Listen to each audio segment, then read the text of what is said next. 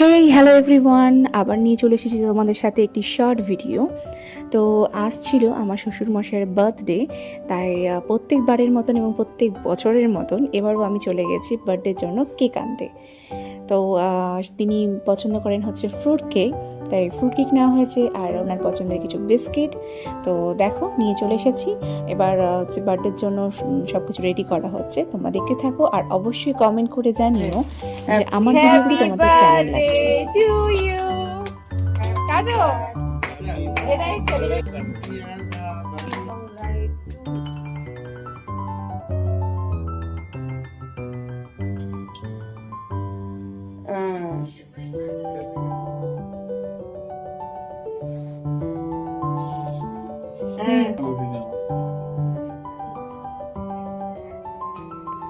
আমাকে দেখা যাচ্ছে না।